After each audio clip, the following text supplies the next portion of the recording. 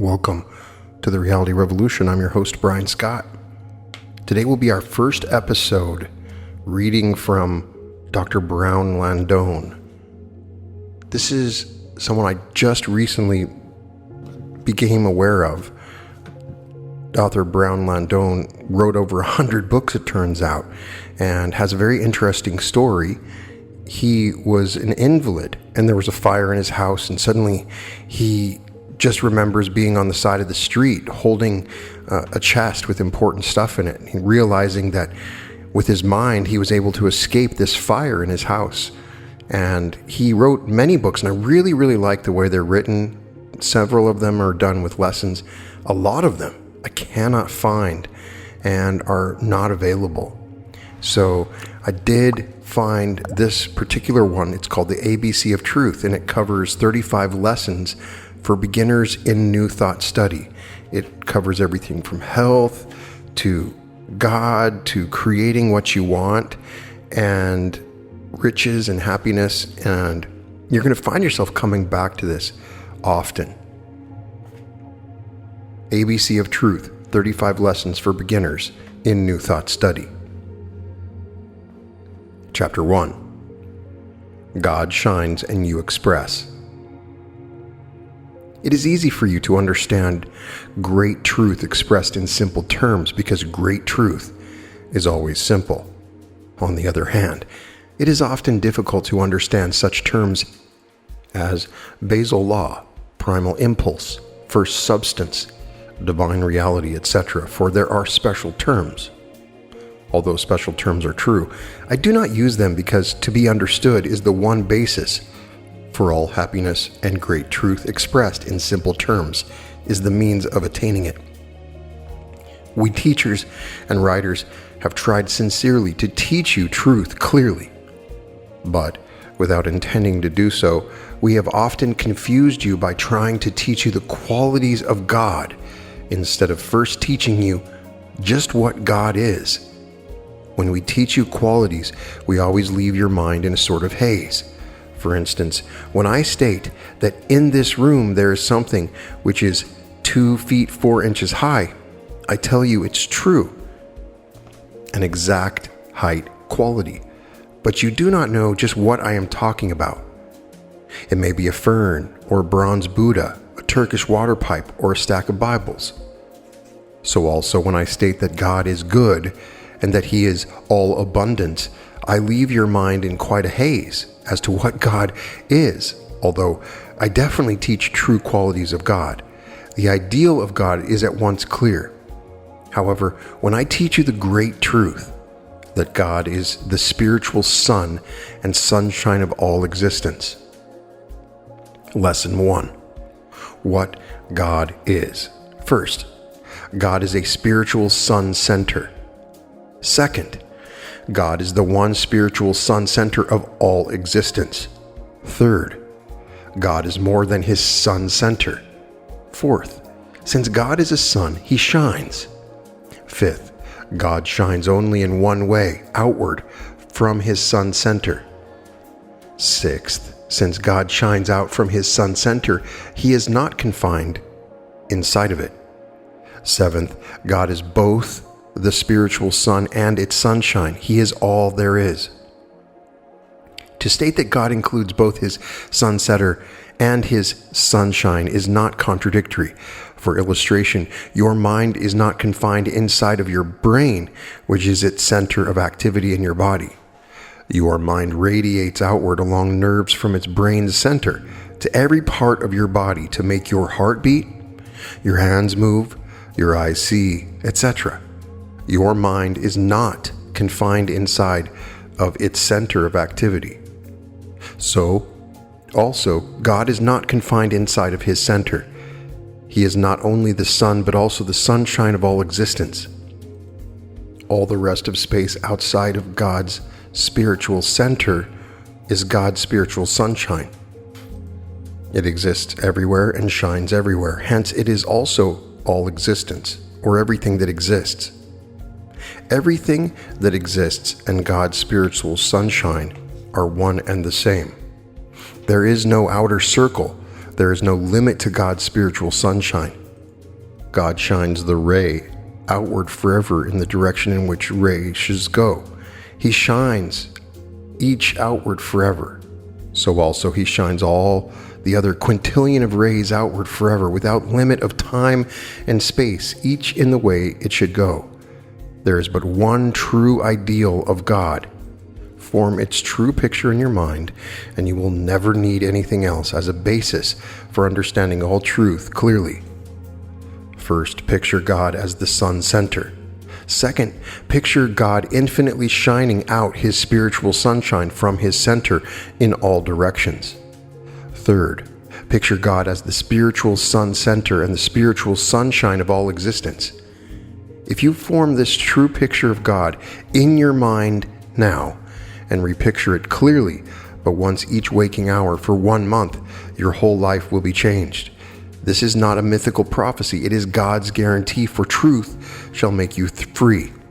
Lesson 2. What you are. You are one of the spiritual rays of God's radiation. You are a particular ray of spiritual power shining forever out from the God center. Therefore, you are a part of the sunshine of God. You are a sunbeam of God's energy. You are a sunbeam of his intelligence, of his love, of his power, of his life, of his activity, of his joy, of his mirth. You are a soul beam of the spiritual sun. Since God shines outward eternally, he is forever in action. Hence, you are forever in action. You are manifesting now. You will be manifesting 1,000, yea, 1,000,000 years from now. You are, and always will be, one of the rays of God shining out from his sun center. Always think of God as the spiritual sun center and the sunshine of all existence. Always think of yourself as a ray of his sunshine. The law of divine likeness. Sunlight is like the light of the sun because the light of the sun radiates itself. Candlelight is like the light of the candle because the light of the candle radiates itself. So also, God's radiation is like God. His spiritual sun center radiates itself because there is nothing else for it to radiate. Since you are a ray of God's sunlight, you are like God. Hence, now and for all eternity, recognize the law of divine likeness. It is one of common sense. The sunlight of a sun must be like the light of the sun. Hence, you must be like unto God. Lesson 3. God's one activity. The physical sun in the sky actually shines sunlight. So God, from his spiritual sun center, forever shines spirit. Shining is God's one activity. He does nothing else but shine. His shining is called radiation. Radiation is motion which moves out from its center in all directions.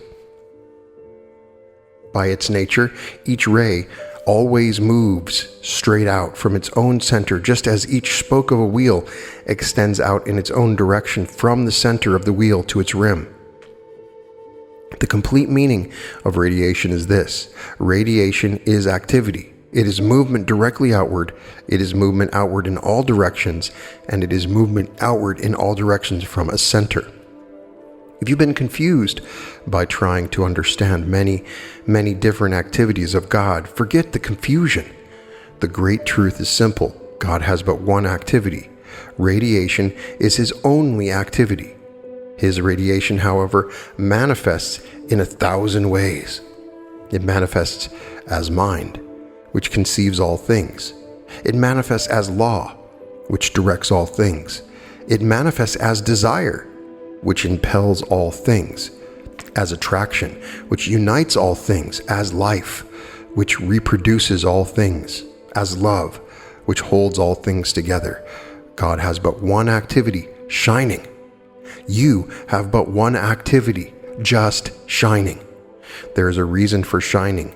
When God shines, he expresses himself and creates his universe of all existence. When you shine, you express yourself and create your universe of power, health, riches, and happiness. Lesson 4. God's power in you. You are a power ray of spiritual sunsetter of God, which radiates its power in you. There is plenty of proof of this, and there is proof that such power can come into manifestation almost instantly. There are actual proofs in all history. One day, a certain young man was writing letters telling of his inability to handle men. He was small, frail of body, and weak-willed. He did not believe that he could ever amount to anything. He was so weak in character that he planned to commit suicide. He was then only Monsieur Napoleon Bonaparte. Then, in one night, he became conscious of great power. From that moment, he fulfilled his mission as he saw it to the world in all ages. He became the great Napoleon. There are hundreds of other proofs. Among them is that of St. Paul, stricken down on the sand for a time. Then arising in power, he carried the message of Christ throughout the then known world. And there is the experience of Caedmon, the stable boy of old England. He was ignorant, stupid, and uneducated, the butt of all crude jokes. Whenever he tried to sing, his cracked voice was ridiculed. Then one night he went into the stable and prayed. He became conscious of power, and from that hour he sang with beautiful voice, composed songs, and became the one great poet of early England. These experiences, and 1,000 others, are evidence of an eternal law which is always true. God is the great power center of the universe. He is all the power there is. He radiates his power. You are one of his power rays. You are forever radiating out from the God center. You never stop radiating power, for God never stops radiating his power in you. A ray of light must be like its source. A ray of power must be like its source. God's power is infinite. He actually pushes his power out into every ray of his sunshine. Since you are one of his infinite rays, you are a ray of his infinite power. All power is yours. Do have faith enough to use it. Lesson 5. Always in tune with God. Every one of God's rays always shines outward, in its own path from the sun center, and never in any other direction. Hence there is but one way for you to keep in line with God. God forever shines out from his center. You must forever shine outward. Oh, do you not see why you have so often failed in using truth? Instead of shining outward, you have been trying to turn yourself inward toward a spiritual center. Any such effort is in direct opposition to the very nature of God. God shines outward. You must shine outward. Right about face. Shine in the right direction. There is only one right direction, since every ray of power of God forever shines outward from the spiritual sun center. The only right direction for you is to shine outward. God is always pushing you outward with all his power. His one activity is shining. You are like him. Your one activity is to shine. You need not bother about methods if you but let yourself forever shine. God is all there is. Radiation is his only activity. God radiates you outward in line from his sun center along the path of absolute power for you. There is but one way to keep in tune with God. Forever shine outward and express yourself. Lesson 6. Nothing in heaven or earth can hinder your expression of yourself. God is the one center of the universe. All power radiates outward from him. He has but one activity. It is the activity of shining. Since he is all powerful, nothing can change his shining outward. Nothing can twist or bend any one of his sunbeams out of its path. Of course, if God were a very, very little power central, like a candle flame, for instance, things would be different. The rays of a candle flame can be bent back. You can do so yourself by holding a mirror in their path. But the only reason you can do this is because you are more powerful than the candle flame. You can light the candle flame or blow it out of existence as you please. God, however, is all power. There is nothing outside of God more powerful than he is. Consequently, nothing can exist which can bend back any one of his rays or turn any one of them from its straight outward path. There is nothing which can prevent a ray of God from shining outward forever. There is nothing which can bend back or reflect you from his path of power, because there is nothing outside of God with power enough to do it. Moreover, you cannot bend yourself back. God radiates you with all his power. To bend yourself back, you would have to be more powerful than God. That would be contrary to all God's shining of which you are a part. Therefore, since God himself, with all his power, is pushing you out along your path, there is nothing on this path of power to make you bend to the left or to the right. You cannot get off the line of your radiation, for it is exactly the same as God's line of radiation outward. You are a ray of God's power. No power exists which can stop or hinder his radiation. Nothing in heaven or earth can stop you. You must forever shine outward and forever express yourself. Lesson 7. God's one aim and your one purpose. God shines outward forever. Nothing can stop his shining. He expresses his shining through you. His shining through your results in health and riches and happiness. The one purpose of all existence is expression. It is the one aim of God. That is why he radiates. That is why he has but one activity. He radiates outward into existence so that each of his rays shall manifest his power, energy, substance, mind, love, life, joy, and mirth. God radiates in order to express himself in his creation. The great truth is this: God shines outward from his sun center. Expression is shining outward. Expression is the only activity which is like God's activity, and expression is the only spiritual activity. Understand this clearly. Anything which interferes with divine expression is contrary to spiritual law and is not spiritual in itself. Repression is not spiritual, for repression means pushing back. In other words, repression tries to stop your shining. Expression is the one desire of your heart and soul. It is the whole purpose of your life. Since the one aim of God is to radiate himself into all existence, he radiates you so that you shall manifest that which he radiates. To accomplish his aim, he gives you his power. As a ray of God, you have all power to express whatever you need because you come from God. A ray of intelligence must be like the source from which it shines. God is all intelligence because he is the mind center and mental sunshine of all existence. All his intelligence is pushing outward in you. Let it shine. Instead of trying to turn it inward, let it shine outward in line with God's activity. Then it will flood every problem you ever have to meet with such illumination that its solution will be simple. A ray of love must be like the sun of love from which it shines. God's love is infinite and pushes outward in you with infinite loving desire.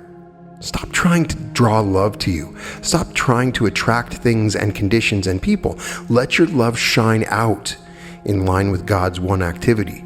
Then it will flood all things and conditions and people you love.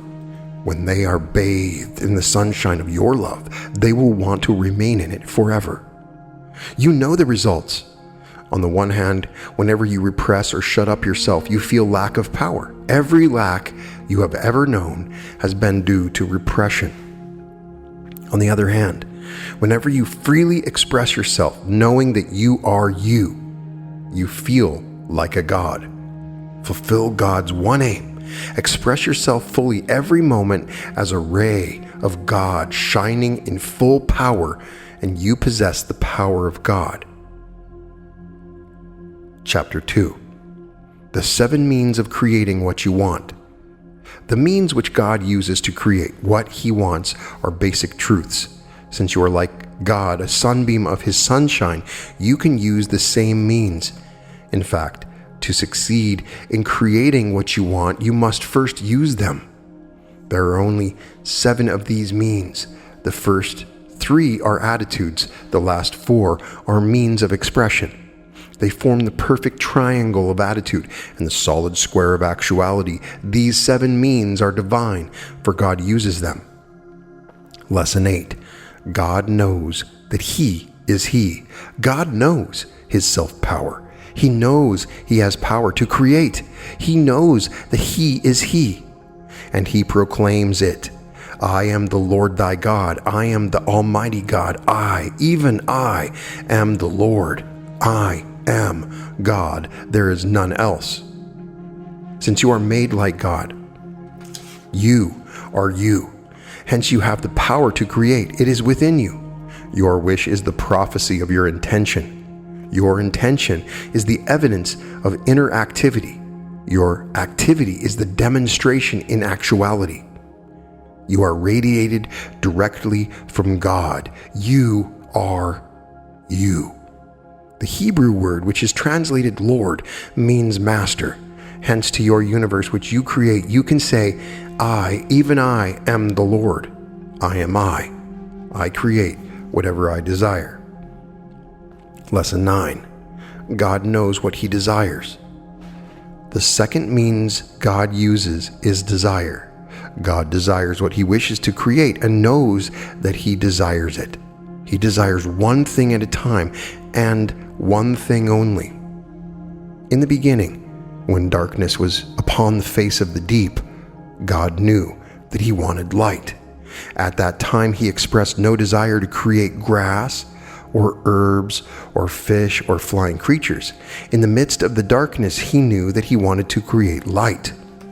Then, with all things in a mist, God knew that He then desired one thing, a separation of the mists, a firmament above and a firmament below.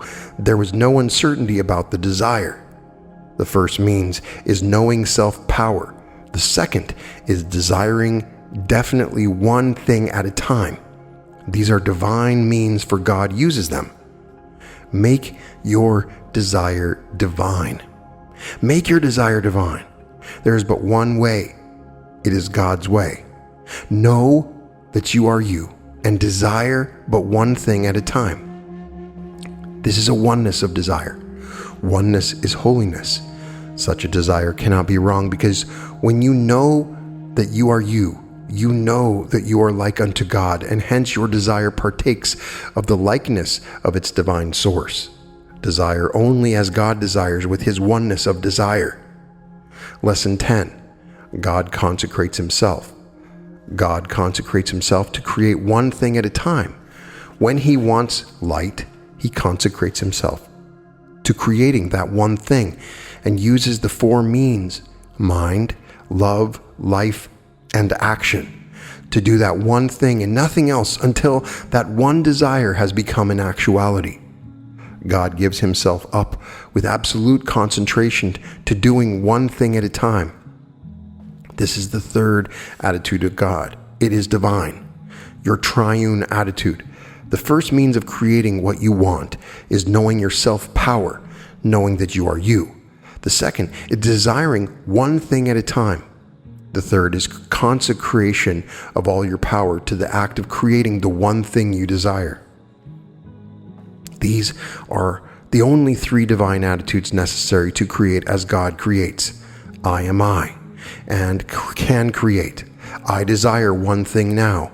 I consecrate myself, my thought, my love, my life, and my activity to bringing this one desire into actuality now. Great truth is very simple. You can understand it, and whatever you understand, you can use. Lesson 11. God thinks what He wants.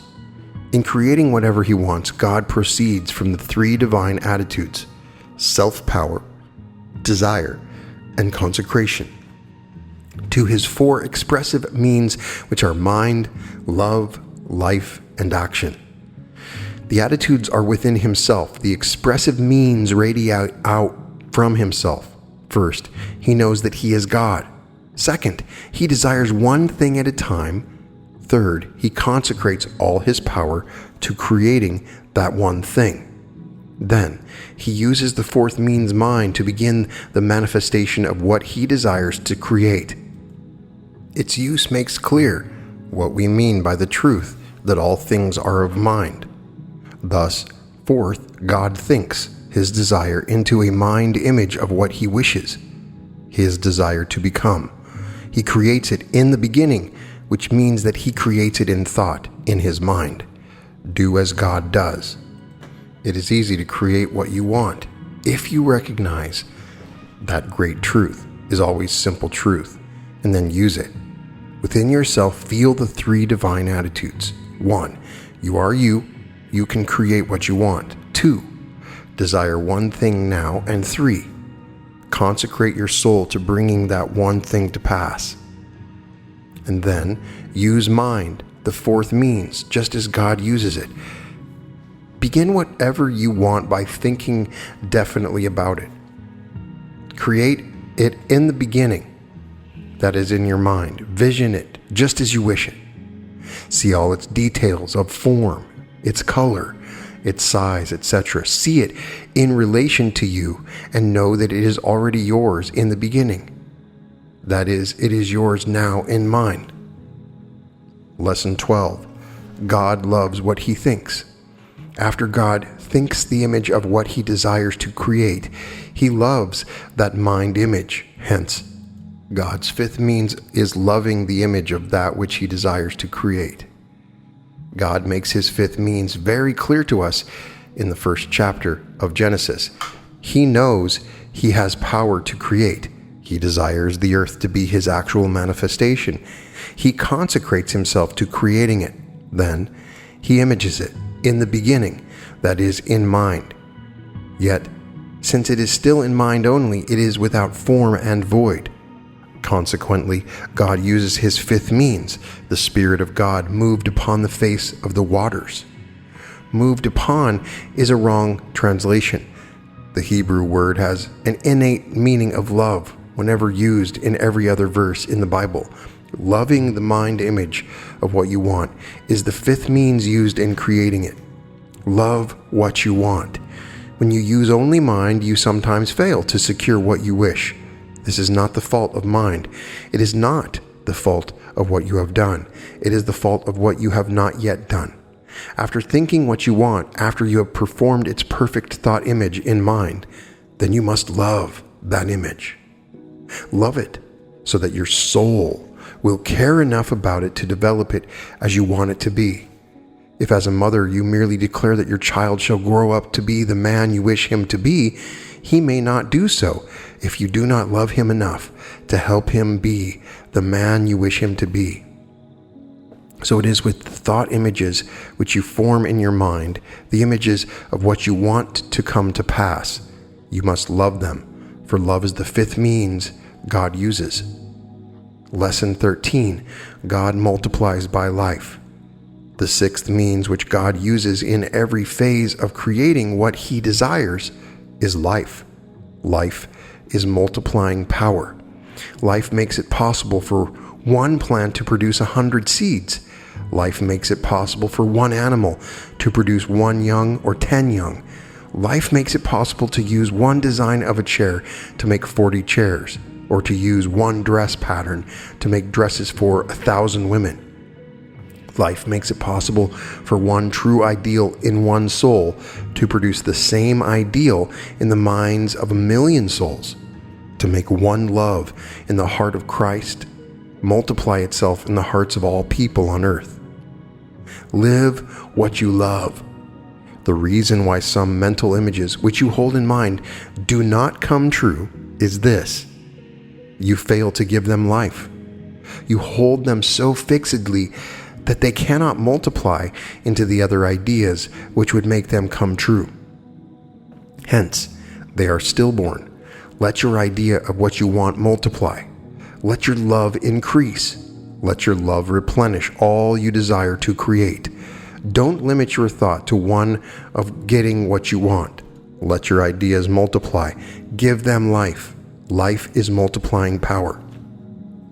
Lesson 14. God manifests in action. The seventh and last means which God uses is action. God manifests himself by action. The result of manifestation is actuality. In your everyday experience, this is very clear. The thought image of a chair does not and cannot become an actual chair except by action. A mind image of a chair never becomes an actual chair until someone makes it by action. Again and again, we are told this great truth in the sacred scriptures, and it is strange that we have missed using it for so long. We are told the truth again and again. God made, God made, God made. Every mind image or ideal is turned into an actuality by action. Activity makes each desire become an actual creation. This is the seventh and culminating means of creation, which God uses. All of God's means. First, God knows himself. He knows that he is. He knows he has power to create. Second, God desires what he wants and desires to create but one thing at a time. Third, God consecrates himself to create the one thing he desires at the time he wants it. Fourth, God uses mind to begin manifestation. He thinks what he wishes. Fifth, God loves the image he has conceived so that it will not remain formless and void. Sixth, God gives multiplying power to his image so that it will augment itself. Seventh, God uses action to complete his manifestation, to change his thought image into actual existence. Earth and heaven are yours. There is nothing mythical about the means God uses. They are very simple. They are easily used. By common sense examples, let us apply these 7 means. 1, to creating material things. 2, to creating a spiritual condition. First, you cannot feel inclined to begin to make a chair unless deep within you, you feel that you have the power to do so. Second, if 1 minute you desire to make a chair, the next a piano, the third a bookcase, and fourth an icebox, you create nothing. Oneness desire makes it divine and gives its power to become a reality. Third, as you consecrate yourself to make the chair you desire, you give yourself the compelling impulse to think, love, live, and make it an actuality. Fourth, you think out just what kind of chair you want to make. You form a mind image of it, a chair of 4 legs or of 3 legs, a chair with a high back or low back, etc. Fifth, you love your mind image of what you want. If you do not love it, it will remain formless and void in your mind. Love it enough to make yourself desire to do whatever is necessary to make it an actual chair. Sixth, you use life multiplying power. You multiply your ideas of how you are going to make it, what tools to use, what materials to use, what color to paint it, etc. Seventh, and lastly, you do the actual work of making the chair or get someone else to do the actual work. Otherwise, your mind image never becomes an actual chair.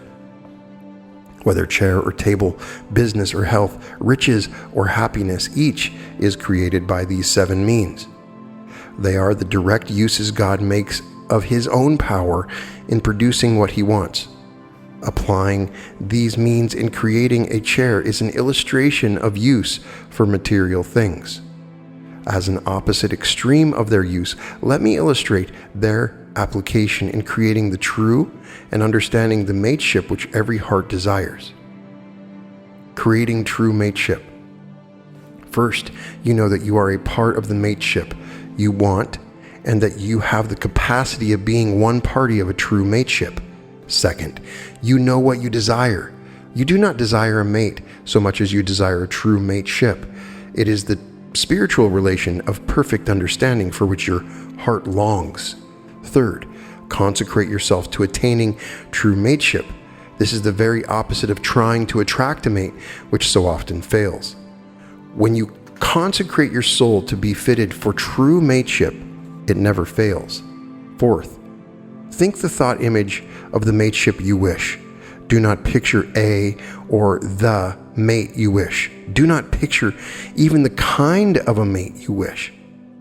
Instead, picture the spiritual mateship of understanding and love which your heart desires. This prevents most of the sad and lonely failures you will otherwise experience, and it makes you realize that when you try to attract a mate, you think of one side only, the other person. One-sided thinking does not come true. Unity, true spiritual mateship does come true because it is complete. Fifth, love your ideal of mateship, but do not try to use love to attract a mate. When you try to attract toward you, you work contrary to God's one law of activity. God shines outward, you shine outward. Shine love outward, and the true mate for you will seek to live in the sunshine of your love. Sixth, give life to your ideal of mateship. Give it multiplying power. Think of 100 elements of true mateship instead of one. Then your true ideal of mateship will be infinite, and the love of the one you need will fit into the ideal. And seventh, live mateship in spiritual action. Mateship is unity, not separation. Cast out every thought of separation, for every such thought makes you act contrary to the divine consciousness of mateship. What you idealize thus will come true. God uses only 7 means. These are the only means you need to attain whatever you want. In the rest of this book, they are simply applied to creating health, riches, and happiness. Reread these 7 lessons of Chapter 2 and make a list of the 7 means. Keep the list by you every day, for it includes all of the means which are essential in applying truth so that you can create as God creates. Chapter 3. Just shine health. A cell is the tiniest form of life manifested by God. It is a little individual by itself. Some kind of cells live alone. Others live together and form great communities. Your body is made up of billions and trillions of little cells which live together. All of them grouped together form your body. Your body is their world. One nation of cells forms your liver. Another nation forms your heart, another your brain, etc. Each cell of your body is an individual. Some are males, others are females. Each one works and eats, loves and mates, marries and reproduces young cells. Each is just as much an individual among its fellow cells as you are an individual among your fellows. Lesson 15, Repression versus Expression. When you repress love, you deprive the cells of your body of the love. When they lack love, they do not get along well together, and then there is disease. When you repress life, you deprive these male and female cells of the life impulse. Then they fail to mate and reproduce a normal number of young cells. Consequently, they fail to keep the organs of your body youthful and vigorous. Also, when you repress life, you deprive all the cells of your body of vital energy. The brain feels the effect, and you say you have brain fog. The nerves feel the effect, and you are nervous. The body feels the effect, and you feel weak and exhausted. Without enough life, no cell or organ of the body can perform its work well, and hence one or more conditions of ill health is the result. If you love color and beautiful proportions and repress your artistic capacity, you actually hold back energy which you should radiate and express. Consequently, your body is deprived of that energy. You cannot, of course, freely express yourself when you have rheumatism, but your rheumatism itself is the result of repression. You have rheumatism today because for years you have repressed either love or joy or mirth. Such repression soured your blood and formed acid crystals which hardened in your muscles. Likewise, every condition of ill health is due to some repression. Health is freedom of expression. On the other hand, when you express joy, you radiate joy energy throughout your body, and the body is fed with good chemicals which help to keep all the cells well. When you love activity and actively express yourself in what you most want to do, you radiate action energy throughout your body, and your body responds in strength. The first means of God used in expressing health is this. Know that you do possess the power to be healthy. Health is within you. You have it. You have capacity for love, life, action, joy, and mirth. Use such capacities. You have capacity of love for color, music, and motion.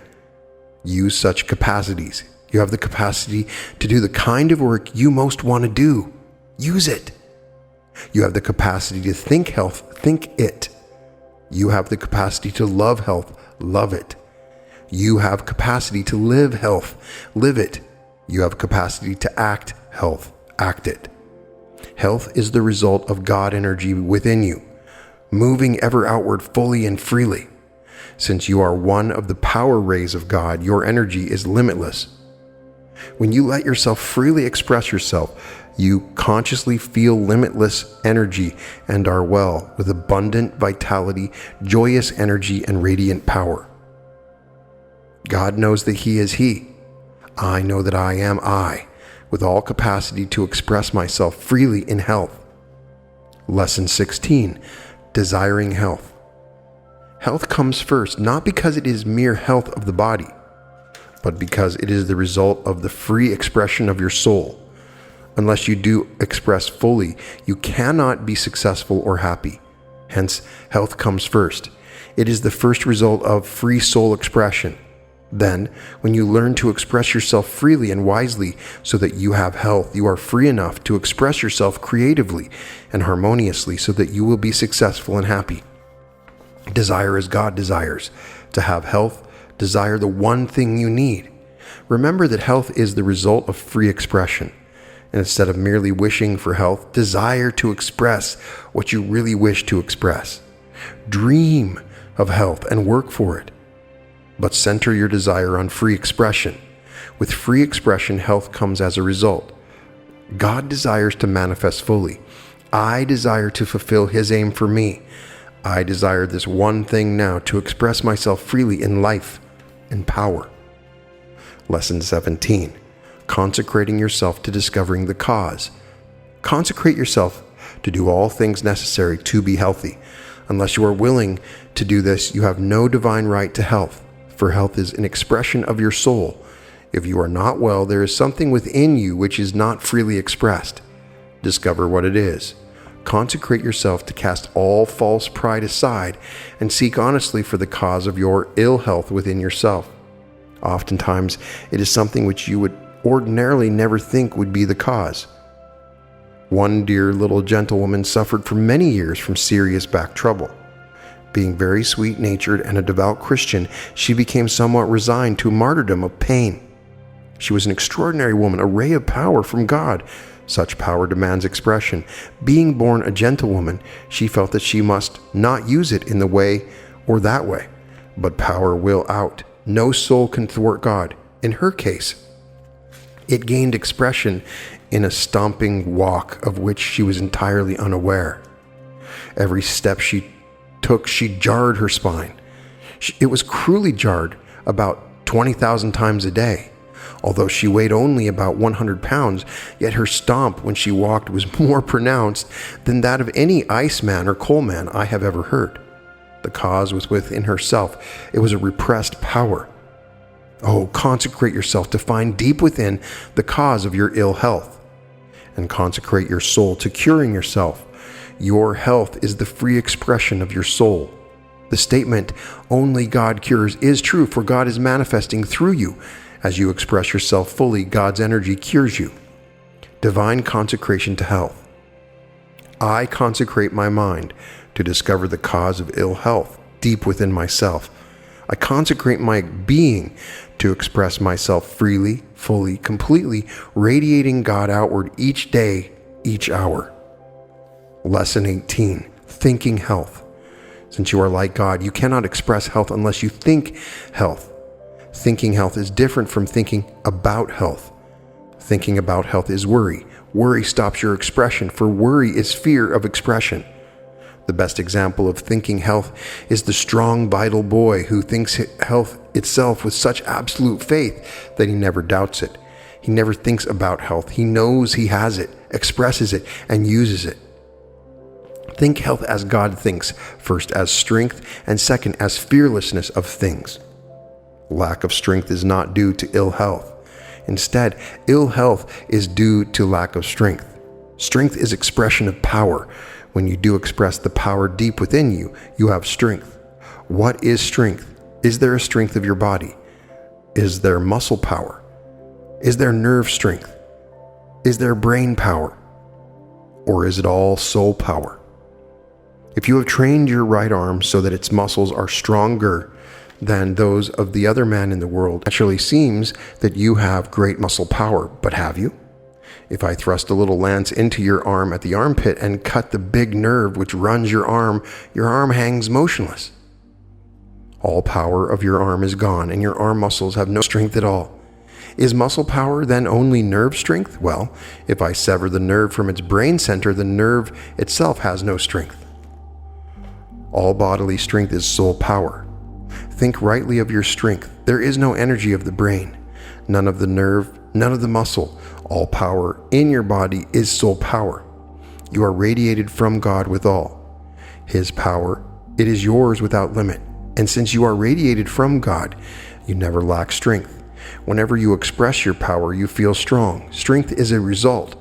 It is the result of expression. When you think weakness, you repress your power. Such thinking holds back power within you so that it does not radiate in your body. On the other hand, when you express your power, you feel your strength and your body feels strong. When a weak and sickly man becomes insane, he may express so much strength that it takes 6 men to hold him. Such strength is always within. It comes into expression with great desire to express it. When I had been so weak for years that I could not walk across my room, I was able to carry 3 heavy trunks downstairs when the house was on fire. Strength is always present. Use it. It is all powerful within you. Toss fear overboard. No little thing outside of yourself is as powerful as you are. Never fear a banana or a turnip or a pickle. Health is the free expression of your soul. Hence, every time you fear this or fear that, you produce ill health in your body, for every fear shuts off expression of energy from within. Toss fear of things overboard, but cling fast to wisdom. Fear is due to the mistaken belief that some little thing, a peanut for instance, is more powerful than your soul, which forever radiates from God. Wisdom is wise choice for things used. Wisdom is the use of God's intelligence in choosing that which is most beneficial. Think as God thinks. My strength comes from within. I have all power. The more power I express, the more strength I have. Think as God thinks. I fear no thing, for I have rule and dominion over all things. I cling fast to wisdom to guide me in the choice of all things I use, and all is well. Lesson 19. Loving your health. Love, love, love. Stopping the expression of love is probably the greatest cause of all ill health. Love and joy and activity are God's greatest healers. Love, love, love. Love yourself and your body. When you awaken each morning, look in the mirror to see yourself as a child of love, shining gloriously. Greet yourself with a welcome of love. Look at your body and love it. Love all people. Condemn none. If you hold some special feeling against a medical physician or against an osteopath or against medicine itself, then your condemnation represses you and prevents your own health. You do not hurt the doctor or the medicine, but you hurt yourself. You stop your own soul's expression of absolute love. Whether or not you intend to use their methods makes no difference at all. It is your attitude of love which is important. So, love even the means they use, whether manipulation or breathing or exercise or diet or medicine. If you have been prejudiced against them, wipe out the prejudice by love. Love is the most important matter. Love all things. Oh, don't be a materialist. Trust in spiritual wisdom. A materialist is one who believes that there is no spirit in matter. Both physical scientists and teachers of truth know that all matter is spirit. At the present time, only a few mentalistic teachers still insist there is no spirit in matter. So today, such teachers are the only materialists on earth. Teachers of truth, knowing that matter is spirit, no longer condemn it. Instead, they love it as spirit and use all things as God commands us to do. Since God uses all means to express himself, you shut off your expression of God when you condemn the means over which he has given you rule and dominion. Moreover, you shut off free expression of your love by doubt, prejudice, and condemnation. The great truth is this: every so-called material is a manifestation of the Spirit. Love each material God has created. Take a little salt, for example, in your hand. Look at it. God thought a certain idea of substance which he desires to manifest. He loved the idea because he knew that such a material would be of use. He set his forces to work, and salt is the result. It is a thought of God which he has loved and reproduced and brought into actuality. It is an expression of God. You may not need to use materials, but you must not be afraid to use them, and you must not condemn them. Love all things, all are God. Love every cell with loving joy. Love every cell of your body. Everyone is an intelligent and loving little individual. There are billions of them. Your body is their world. They live in it. You and I can love only because we live and have our being in God's love. So these little cells of your body are cells living and having their being in your love. The more love God radiates, the more we feel it and the more we love. The more love you radiate, the more the cells of your body feel it and the more they love. Only by love can billions of them work together in harmony. Harmony in your body is health. Whenever any part of your body aches or is ill, love its cells. As they feel more of your love, they will love each other more. Then they will work more harmoniously together, and the tissue which needs to be healed will be healed. Love. I love myself and my body. I love every soul of God. I love every material which God has made and given me to use. I love the cells of my body as they feel more of my love. There is more love among them, and they work together now to heal all tissues which need healing. Lesson 20. Living health. Oh, do understand life, for life is that mysterious sixth means which God always uses in creating whatever he wishes to. All desires and affirmations will stand still in your mind unless you give them life. Life has seemed mysterious, and yet it is not mysterious at all. Life is more than sex. Sex is but one little physiological activity of life. Life itself is infinite. It is easily understood when you know that life is the multiplying power of the universe. It multiplies and increases and replenishes all things. Your body is made up of billions of little cells. They are male and female. Your body is their world. You are their God. In you they live and move and have their being. When any part is diseased, when any part is not in health, it needs new young cells. In other words, it is unhealthy because some of its cells have grown old and are tired and are worn out. The tissues need young blood, new healthy cells to heal torn tissue and repair injured or diseased tissue. Aid these little cells to reproduce new young cells. Surround them with a new consciousness of life so that they shall mate and reproduce more rapidly. Think of billions of little marriages taking place in the holiest thing in all life, conception and birth of young. Let this multiplying power flow to every tissue which needs it, and it will grow young cells with youth and strength and health and vitality. Use life as God uses it. Little cells of my body multiply and increase and replenish my body. Lesson 21. Actualize health. Every recorded health miracle of the Master was accompanied by action. Either someone made a great physical effort to get to him, as did the woman who kissed the hem of his garment, or he himself did something, or commanded the afflicted person to do something. The blind man's eyes were washed with mud. The paralyzed man was commanded to take up his bed and walk. The dead were commanded to arise and come forth. Christ did no useless thing. He did nothing for the mere drama of it. Christ used compelling action because action is the seventh means by which all other means are made effective. It produces the actual result. You may think health, you may love health, you may live health into the little cells of your body, but unless you put yourself into healthy action, health will not become actual for you. You know, do you not, that I had an ankle crush when I was 3 years of age? It was so badly crushed between rollers of a sugar mill that the little bones of the ankle grew together as one bone. I had to keep it in iron braces for years, yet that ankle was finally brought back into normal activity almost entirely by making it act. I actualized the movement of that solid mass until it became active again. You know also that I was an invalid for 17 years. Never for 1 month at that time did anyone expect me to live. I could not walk up a flight of stairs without fainting away. When not in bed, I was carried most of the time in a wheelchair. Keep in mind, I had no imaginary nervous disease. Even when a little boy, my knees were often swollen as large as water pails, and specialists declared my heart organically diseased, out of shape, and half as large as a beef's heart.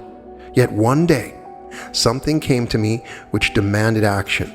Up to that time, it was the greatest crisis of my life. When the crisis came, I jumped from bed and rushed across the room. Spiritually, I picked up my bed and walked, and from that day, I began to be well. Action cures exhaustion. In God, we live and move and have our being. He is all power and strength. As you use action, you have strength. If you have rheumatism and feel that you just cannot move more anyway, move a little, then move more. Love the idea of being in motion. Then multiply your action by more action, impelled by faith, knowing that all strength is yours. It is action which brings power into evidence as strength. It turns power into strength. Continual fatigue or supposed nerve exhaustion is turned in energy, held back in nerve centers. Nerve exhaustion is not the result of long years of overwork. It is the result of long years of unused joy. To cure nerve exhaustion, 3 steps are necessary. 1. Stop pitying yourself, for pity represses you. 2. Love activity. And 3. Do something. And 4. Laugh hourly. You are a ray of God. You cannot be exhausted if you let yourself express yourself. You have infinite energy. The little cells of your body are infinitely active within themselves. Each is composed of little whirling centers called electrons. Electrons can move 40 million times while you are counting 1. Think of it. And yet you let yourself think that your body may be weak. It is impossible. If you let the spirit of infinite power and activity express freely through you in action, every cell responds and lives its life, and your body thrills with power and manifests strength and health. I arise, take up my bed, and walk. Chapter 4. Just shine riches. Whenever God desires to create anything, he expresses it. That seems natural and easy for God to do because he is all power. Since he radiates you in all his power, it is easy for you to do it. The trouble in the past has been that you have been tried to draw abundance to you. This is wrong because all radiation is outward. All God's abundance is shining outward in you. So express whatever you want of it. Just as health is the result of your expression in relation to your body, so abundance is the result of your expression in relation to things and people. When you lack abundance, it is certainly due to repression. Either 1, you do not do the work you most wish to do, and thus repress yourself in what you do with things, or 2, you hold yourself in with others and thus repress yourself in your dealings with other people. Of course, you can change both conditions by expression. When you fail to do the kind of work you most wish to do, you make a machine of yourself. A machine creates value for others, but it never creates value for itself. Since you come from God, he does not wish you to be a machine. He intends you to be a soul, to express that you most wish to do. Certainly, the kind of work you wish most to do tells you the kind of work which you can do best. Lesson 22. Dare to be rich. God has given a particular abundance to you. It is your capacity of doing what you most wish to do. As you make use of that particular abundance, riches will come to you. This is the first great law of abundant expression. Today, the big word in business is service. The wealth value of service depends upon how you deal with other people and how they deal with you. Whenever you repress faith in yourself, you shut off recognition of yourself by others. When you repress your capacities, others think you lack them. When you repress courage and daring, others feel that you lack the push to be a leader and carry big things through. Such repression shut off the abundance which should flow to you from dealing with people. On the other hand, everyone who expresses his faith in himself with courage plus capacity wins abundance in dealing with others. This is the second great law of abundant expression. It is very clear that your abundance is within you. When you repress yourself, you lose out. When you express yourself, you win. You have infinite capacity to be expressed. When you express it, munificent abundance is yours. It is not so difficult to change. First, stop holding yourself in because of fear. Second, express your faith in yourself with divine daring. Know that you are you and shine. A soul beam of God knows, I am I. I am radiated direct from God. What I radiate, I express. What I express is mine. Lesson 23. Desire with divine daring. Whenever you desire anything, desire it as God intends you to desire it. Desire it with your whole heart. Don't desire wealth and then tie an excuse to it. When you desire wealth, do not excuse yourself by saying, I don't want wealth for itself. It pays to be honest. Certainly, you do want wealth for itself because wealth of material things is proof of the wealth of your soul's expression. Be spiritually honest and dare to desire riches. Know that you are you. Desire the riches you want. Desire with divine daring. That is the way God does. Daring desire makes you realize your unused capacities so that abundance is magnificently yours. The world pays the ransom of a king to every soul that dares to desire just what it wants. Daring is divine. God is all riches. I am made like Him. I dare to desire the riches He intends for me, and I do desire them with all my heart. Lesson 24. Consecrate your true desire. Whatever you truly desire can come to pass, and so it is better and much wiser for you to abandon all your substitute desires and consecrate yourself to the true desire of your soul. Often true and substitute desires are very much mixed up, so I shall tell you one of my own experiences. It will help you to sort out your true desires. These you can make come true. When a very young man, I desired to be a buck and wing dancer on the vaudeville stage. At the time, I thought I desired to do that one thing more than anything else in life. Yet it was a mere substitute desire. Up to that time, I had lain in bed or been wheeled in a chair most of my life. I longed for free use of my body. Since one of my ankles had been crushed when I was a baby, I had never been able to play or skip or run or dance. So I thought that my one desire was to be a buck and wing dancer. The substitute desire was so strong that I did go on the vaudeville stage for a week just to be near such dancers. I could have continued the work month after month if I had wished to do so, but during that week I saw how buck and wing dancers were compelled to live. I realized how little they got for their work. I also learned that vaudeville work was slavery for all of us, and then I realized that I did not desire to be a buck and wing dancer. My true desire was greater freedom in expressing myself. I wanted activity, of course, but I wanted greater expression than mere activity of my feet.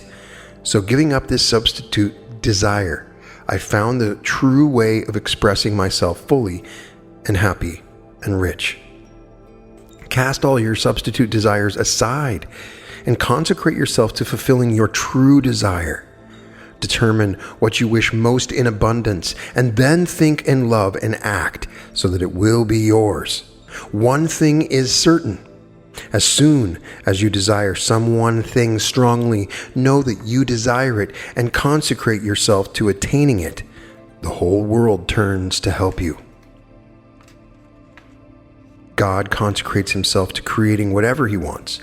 This day, this hour, every hour, I consecrate my thought, my love, my life, my activity to bring to pass this one thing I desire. Lesson 25. Thinking abundance. Think as God thinks, honestly and justly. With God all things are possible, and since God is wisdom and justice, working with God means that you work with wisdom and justice. It would not be just for God to reward you for being foolish. Hence, He does not make good what you may have thrown away by foolish investment. But if you right about face and work with Him, you will make 10 times as much as you ever lost in any such investment. Think as God thinks, sensibly, since God is spirit. He does not rain pork and beans from the sky. He will not make $20 bills circulate around in your brain and fall in bundles in your lap. And when you are in need of a baked ham, God will not get one from some delicatessen in the sky, wrap it nicely in paper, and drop it on your kitchen table. But when you work with God, with love, 1 million loving souls will work with you, supplying you with all you need. God is spirit and works as common sense. Material abundance is the expression of spiritual abundance. It always starts first with thought, which originates all the wealth of the world. For example, thought conceived the electric light and all the other electric inventions of that wizard who invented the electric bulb. Today, the world's wealth resulting from those electrical inventions alone amounts to more than the national wealth of Japan. Whether the thing is big or little makes no difference. All wealth is of ideas. The Eskimo pie is a little thing. It was at first only an idea in the minds of two youths, but they used their idea and it became abundance to them, worth several millions of dollars. An unused idea is poverty. An idea which is used is wealth. Wealth is born of ideas. Abundance is the result of using your ideas. This is the only spiritual and common sense basis of abundance. If you have misunderstood the truth in the past, be very glad to toss the wrong idea out of the window and think now as God thinks.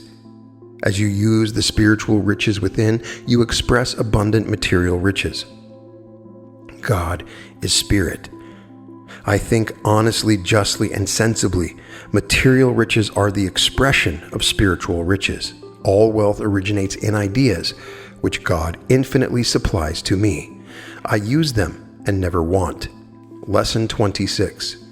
Loving riches to you. Of course, you have heard it said that love is the greatest power in the world. But perhaps you have not yet fully realized just what kind of power love is. Hence, I shall emphasize the truth that love is the only power in all the universe that holds all things together. Naturally, when you want riches, you want them to be held to you. And so love, the only power which does this, is very important in relation to riches.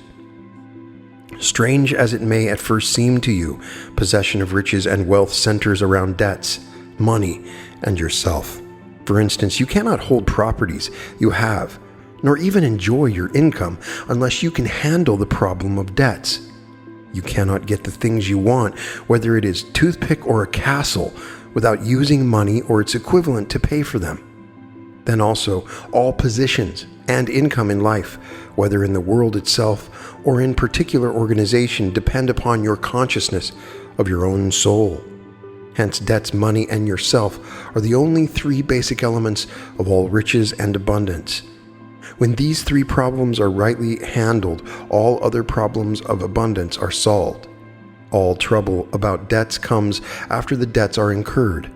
The trouble is always due to lack of love and appreciation. It always starts within the soul of the person in debt. It is the burden of debt which makes it hang on to you, because the burden is the worry within your mind. You worry because you do not know the true nature of debt and hence fail to love it. Debts are the proof of the trust of man in man. They are evidence of brotherhood faith. Love them for what they truly are. Love sets you right about debt. Most people complain, and some even whine about paying interest. This is most unjust, and when one is unjust within himself, he gets into trouble over his debt. God does not reward such injustice. For my part, I shout for joy every time I have a chance to pay interest, and I mortgage every property I have for 2/3 of its value. Do you wish to know why? I do so because I know that I am I. I know that I am radiating from God. I know that He supplies me with all His intelligence, wisdom, and common sense. I can get money to use by paying 6 cents a year for the use of $1. That is only 1/2 of a cent a month, And I know that God's intelligence can lead me to use that dollar so that it will make at least 10 cents in a month. If I did not know it, I would discredit God's intelligence in me. And when you think of it, you know that you can do it. If you are wise instead of foolish and loving instead of complaining, you know that if you take $1 from your bank and use it wisely for 30 days, you can make at least 10 cents. That is profit at the rate of 120% a year. So every time I pay 6% interest, I shout for joy. Debts are evidence of human trust. God is wisdom. You are you. When you love debt as an evidence of brotherhood love, you free your mind from all worry. When you are freed of worry and trust in the God in you, you can easily work out the solution of debt problem. Is money an economic savior? If you want money to hold to you, you must know its real self and love it. If you do not do so, it will always try to keep away from you, just as you try to keep away from the person you think you dislike. Since you do want money, be spiritually honest and admit that you love it. Money is the root of all evil. What the Bible does say is this: the love of money is the root of all evil. The Greek word, which is wrongly translated love, in this particular verse is never translated love in any other verse in the Bible. The word used in this verse means lust. There is a difference. Lust lacks all idealism. Love is the greatest idealism. The Bible is right. It is the lust of money which is evil. Certainly I do not wish you to lust after money, but I do wish you to know its true self and to love it so that it will be held to you. Money is the divine savior of time and energy. You live in California, you raise oranges, you want this book. Mr. and Mrs. Town live in Massachusetts. They publish this book. They want oranges. It would waste a lot of time and energy for you to travel to Massachusetts with your oranges to trade them for this book. And it would waste a lot of time and strength for Mr. Town to travel to California to exchange this book for your oranges. Money is the divine savior of time and effort. Love it sincerely and make no excuse about your love for it. If you do, it will try to keep away from you. Love money for what it is. First, it is the divine symbol of service rendered. And second, it is the savior of time and effort. It will be held to you if you love it truly and honestly, for love is the only power which holds things together. You are the center of your wealth. Many a person writes me something like this: all of my affairs are held up because I cannot sell my house. I've been trying to sell it for a whole year. I'm holding the price at $5,000 because it is worth it. I've been offered $4,800, but refused because I didn't want to lose the $200. I've been holding to the truth that it will sell at my price because it is a just price. Will you help me? To such a letter I reply, my dear soul, you have not been holding to the truth at all. The truth is this: you are worth at least 1,000 times as much as your house. When you wait one entire year refusing to sell at $4,800 instead of $5,000, it means that you think so little of yourself that you are willing to sacrifice what you most want to do for $200 and to sacrifice it for an entire year. If you think that your own capacity is worth so little, of course you get little out of life. Why, with $4,800 plus God's wisdom in you and your faith in God's guidance, you can make twice $200 each year. If you love your little toenail more than you love your life, you will sometime save your toenail and lose your life. Such an attitude is not in line with God at all. He radiates you in all his power and demands that you express yourself. Oh, turn yourself in the right direction, whether it is a problem of property or position or salary or attainment. Place the real value where it belongs. Properties, positions, incomes, and salaries are merely expressions of yourself. Look to yourself first. Recognize your own value. Then base every transaction in life upon it, and riches shall be yours. Love yourself most in your life. You are the supreme spiritual value and the supreme economic value. There is no other basis for your riches. God created all things and loves all things. I love all debts as proofs of brotherhood trust. My love frees my mind of fear and worry. I set my soul at work to solve the problem of my debt, and it shall be done. I want money, and I honestly love it as the savior of time and energy. I bind it to me by my love of it. I know that I am the God of my universe of positions and profits and salaries and incomes. I am I. On that basis, I make all these things revolve around my soul, and they are mine. Lesson 27. Living life for abundance. As you recognize your abundant capacities and use them abundantly, they produce abundantly. You do this by using God's multiplying power, by making what you have produce what you wish. Of course, if you insist that you have no special capacity to be used, why you stop the process right then and there. If you, radiated direct from God, assert that you have no capacity worthwhile, you justly get what you assert, nothing worthwhile. Be very certain that the measure of your abundance corresponds to the measure of your expression of yourself. If you fail to use most of your capacities, you live in poverty. If you use but a part of your capacities, you just get along from day to day. If you develop certain capacities and you use them as machines year after year, you get along fairly well. But when you multiply and increase your capacities day by day, abundant riches are yours. Use God's multiplying power. Live abundantly and use your capacities abundantly. Use joy, mirth, and daring, as well as ideas and thoughts and plans. Use your capacities. Multiply your use of your capacities. Use all your capacities, and abundance is yours. God is just. I use one capacity and get one reward. I use two capacities and get double reward. I multiply the use of all my capacities, and infinite abundance is mine. Lesson 28. Actualizing abundance. God is so just that when you think a thought of a chair, you get exactly what you should get. You get a thought of the chair. The law is divine and absolute, and none of us can change it. Thought produces thought. Love produces love. Life produces life. Action produces actuality, each after its own kind. Action expresses itself in actuality. This is God's one ultimate aim in all existence. Consequently, if you do not carry your thought into action, you try to thwart God's ultimate aim in creation. Unless you express by action what God radiates to you, you have no right to abundance. Actuality is the result of action.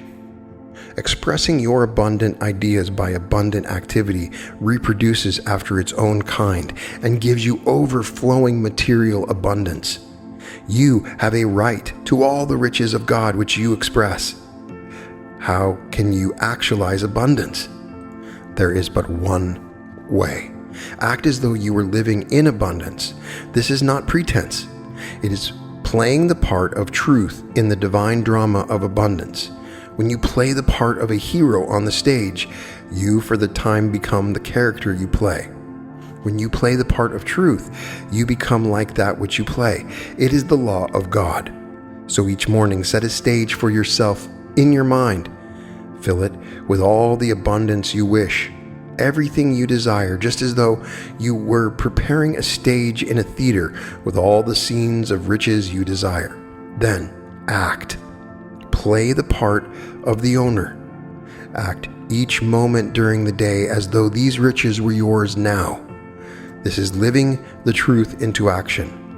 Live thus for a month, and you will marvel at the result. You remember the story of Midas.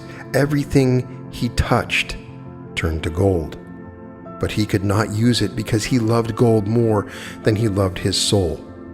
Love your soul most. Hourly act the part, living the truth into action, and the touch of Midas shall be yours, and riches shall be yours for you to use. Action produces actuality. I play the part of the Lord of abundance on the stage of riches in the theater of God's infinite supply, and I become what I act in truth. Chapter 5. Just shining happiness. When sunshine bathes your garden in its glory, each blade of grass drinks in the vigor of the sunlight. Each bud opens its petals and reveals its heart, and each leaf sings a song of joy. Now deep from your heart, answer this one question. Can any beam of that sunlight be unhappy? It is impossible, isn't it? Even in imagination, you cannot think of a sunbeam as unhappy. A sunbeam simply cannot be unhappy in its shining. Likewise, since God is the spiritual sunshine of all existence, and since you are one of His rays of sunshine, always shining in glory, you cannot be unhappy. It is impossible. Glorious spiritual sunlight cannot be unhappy. So when you do feel unhappy, as you often do, there must be something wrong with your thought. That is the trouble. It is your thoughts about happiness which make you feel unhappy. You are not to blame for these thoughts because the awful mess has been built up during the ages. Yet, the particular thoughts which make you feel unhappy are in your mind, and hence it is worthwhile for you to change them. Since there is such a mess of wrong thinking, take one step at a time in this and succeeding lessons. Then, when the thoughts are righted, you will be happy just as certainly as you will know that a ray of glorious sunlight is always happy in its shining. Lesson 29, Shine Without Limit. Happiness is very closely related to love, to the things you love, to the conditions you love, to the activities you love, to the people you love. The little boy whose mother will not let him go swimming with the other boys on a certain afternoon feels that nothing in the future can ever make him happy. The little girl who is not permitted to wear her pink dress instead of her blue dress on the particular afternoon when she is serving mud pies to her little friends feels that her heart is broken forever. All unhappiness comes from feeling that we are separated from what we love. And in this we act like little children. We limit our ideas of what we want to do, and we limit ourselves. We feel that if we do not shine happiness by wearing a blue tie this afternoon, we can never shine happiness again during all eternity. The first step to happiness is to know that you are you, to know that you can shine forever, and that nothing on earth can prevent your shining. It is the love of shining that brings happiness. Know that you are you. Radiate, radiate, radiate. Shine, shine, shine. The more you shine, the more you will know that you can always shine. Then there will be no more unhappiness for you. With continual shining, there is no limitation to your shining, and all happiness is yours. God's first means, I am I. I am a sunbeam shining eternally from God. Shining without limit is happiness. There is no limitation to my shining. I shine, shine, shine, now and forever. Lesson 30. Desire this one thing. The little chap who thinks that his one desire is to be a policeman when he grows up will fail to attain happiness in life if he attempts to build permanent happiness upon such a substitute desire. So you will always fail to be truly happy if you try to build your happiness upon any substitute desire, no matter what it may be. Many who have gained worldwide fame because of their knowledge have been so unhappy that life has not seemed worth living. Many who have attained great power have lived sad and lonely lives, and many a man worth 1 million or 10 millions or more has been so unhappy that he has felt like ending it all. No substitute desire brings happiness. Often a person says, "Oh, I thought that when I had this, I would be perfectly happy," but I am not. Most of us are like little children. We follow one vain substitute desire after another, instead of realizing the one true desire. No substitute desire, even though fulfilled to the limit, will ever make you happy. Sunshine is sunshine.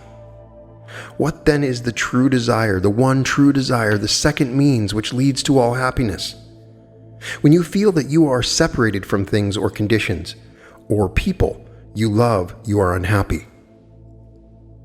Unhappiness is a feeling of repressed love due to a belief in separation. When you know that you are not separated from that which you love, you are happy.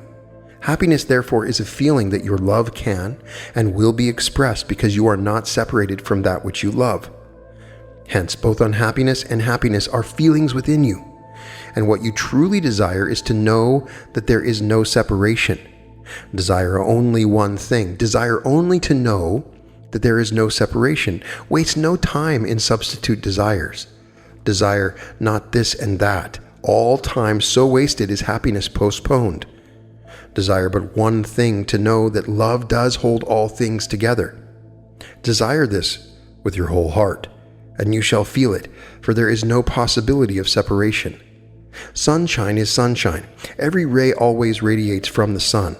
Otherwise, it would not be a ray of light. You are a ray of spiritual sunshine. You are always being radiated from God. Hence, it is impossible for you to be separated from Him. You are infinitely surrounded by billions of other rays. Hence, you cannot be separated or alone. There is no separation. All are one in the joyous sunshine of love. God's second means. As a ray of God's sunlight, I cannot be separated from God who shines me out into existence. In the midst of His sunshine, I cannot be separated from the billions of others about me.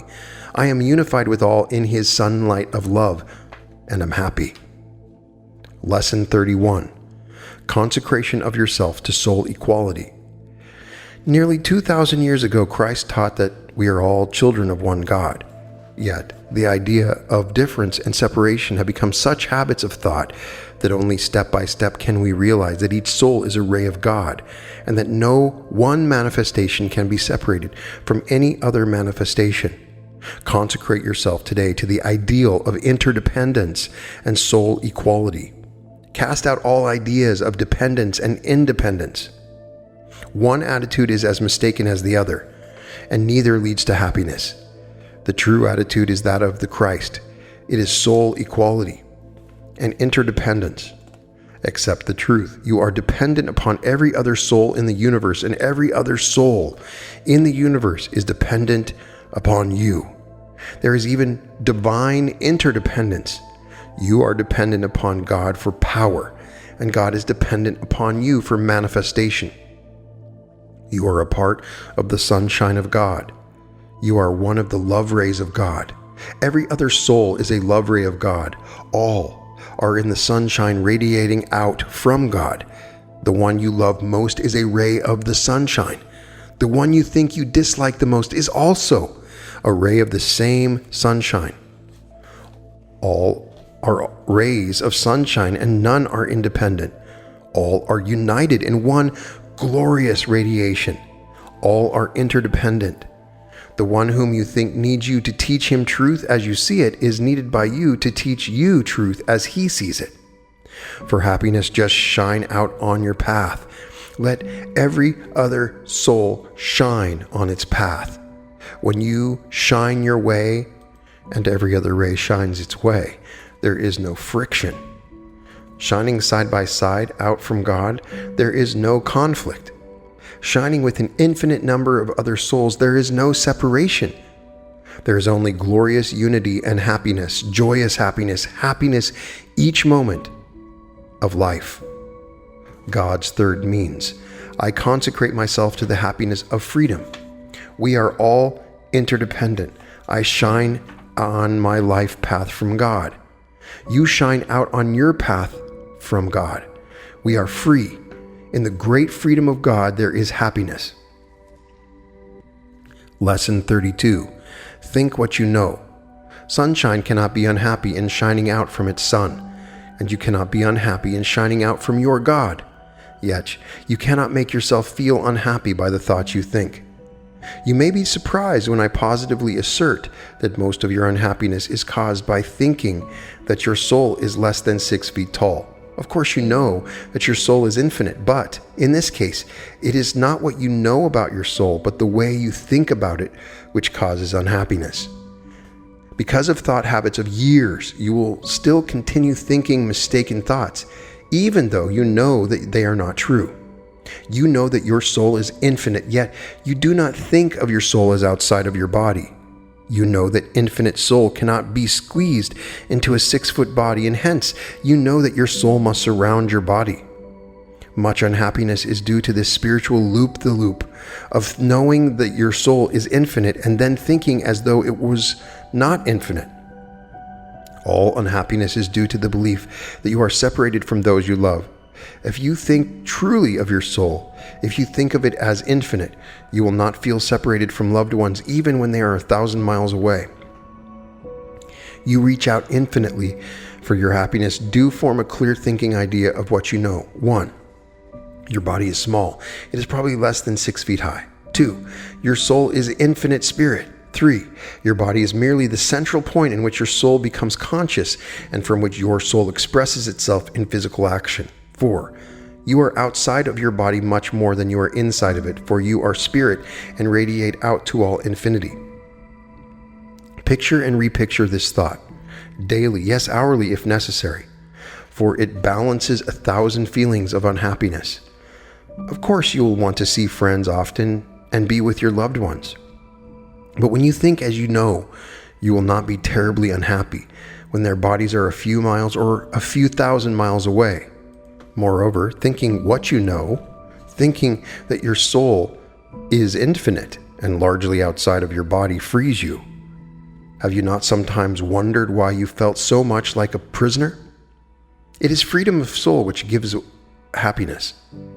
When you know that you are largely outside of your body, you realize your infinite freedom of action, and you become conscious of thinking to friends in Chicago or New York or London as easily as we broadcast radio, speech, and music. Your soul is infinite. It reaches out infinitely no matter where your body may be. Your love enfolds those you love, and their love enfolds you. In this there is happiness, joyous happiness.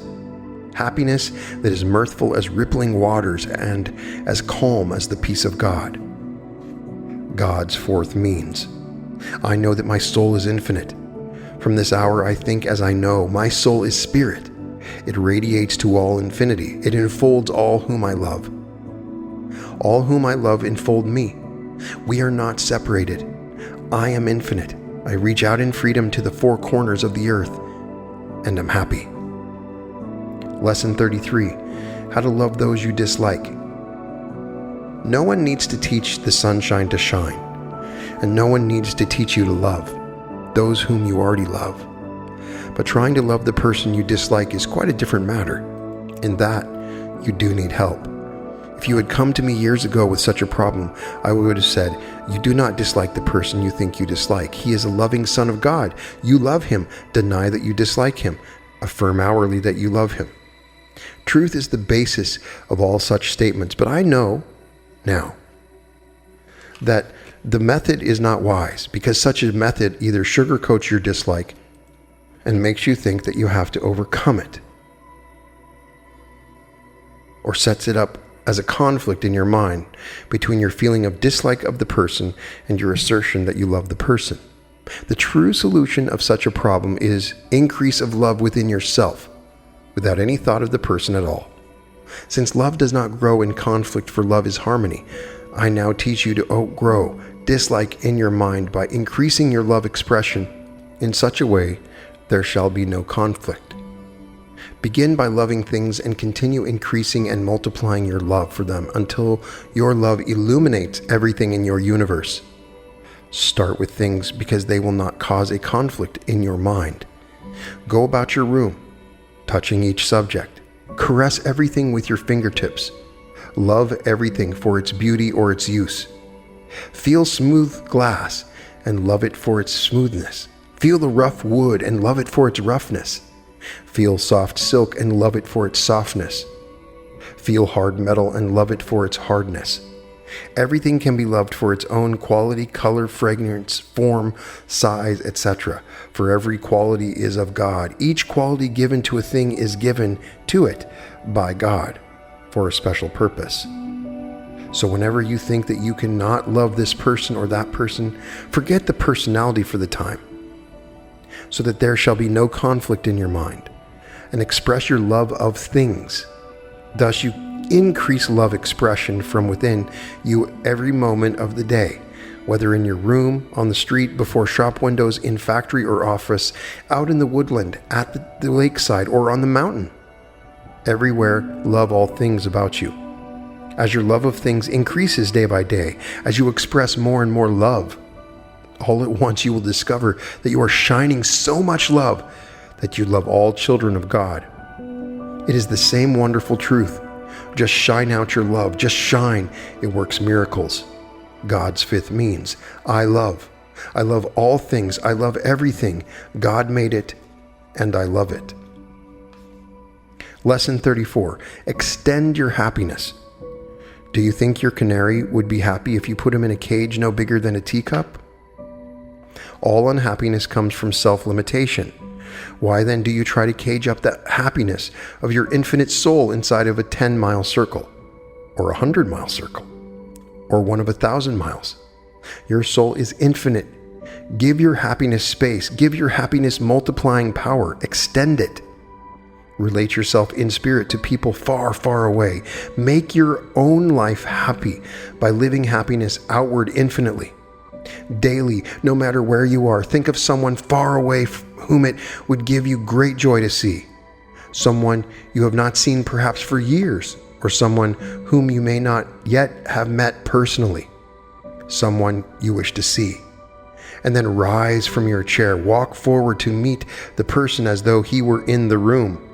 Greet him, reach out your hand. Oh, what joy to see him.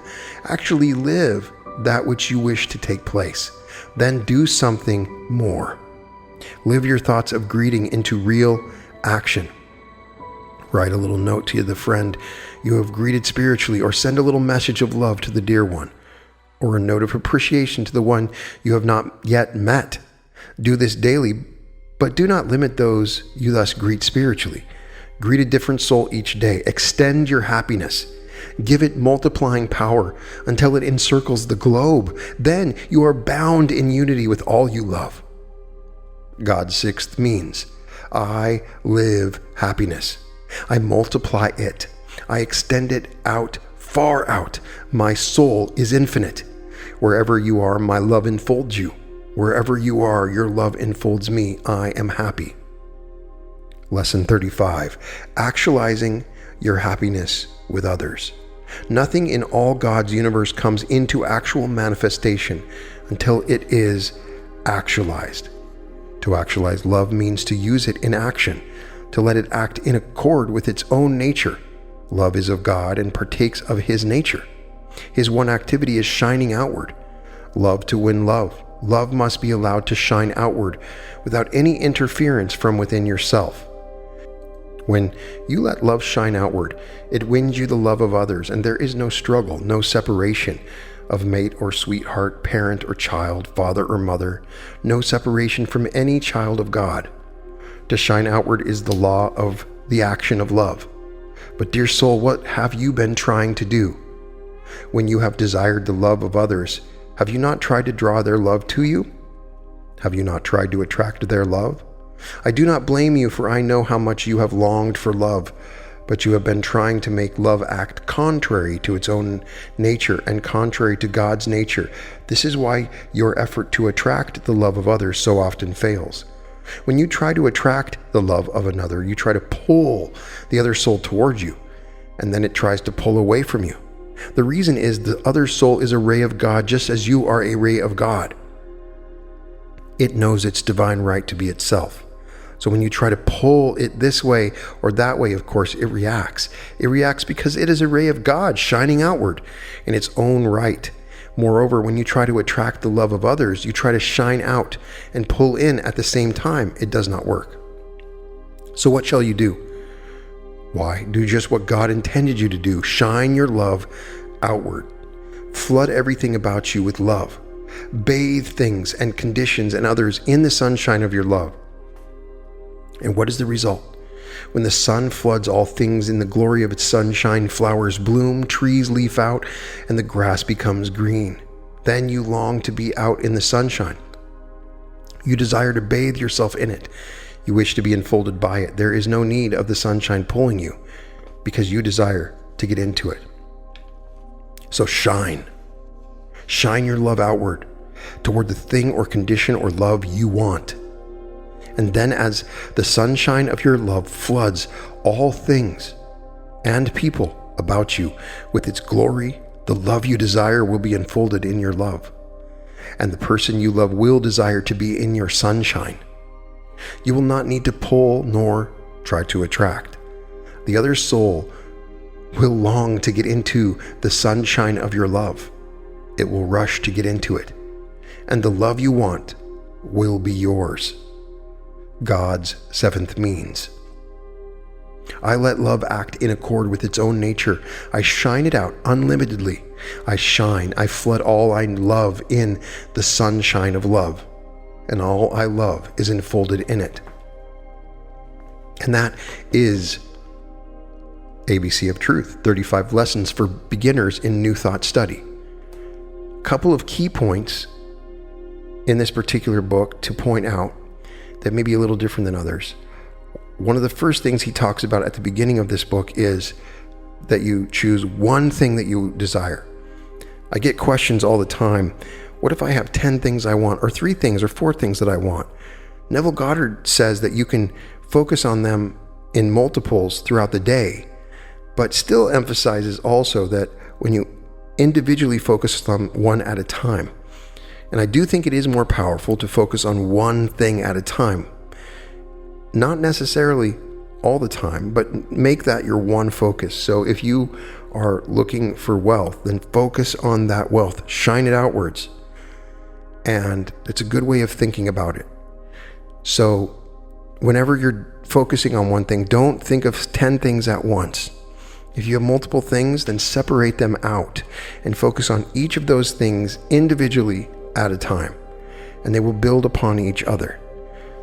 The other really important part of this that is not discussed in other New Thought literature is action. You can think of a chair, but it will only remain the thought of a chair. It's not going to magically appear in any way. You have to actually go and buy the chair or build the chair yourself. You have to take action. You have to take bold action. Action is always rewarded. When it's married with the image that you want and love for what it is that you want.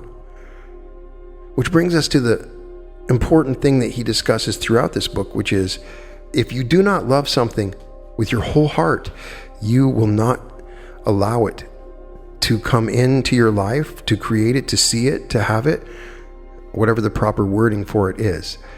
You have to love it.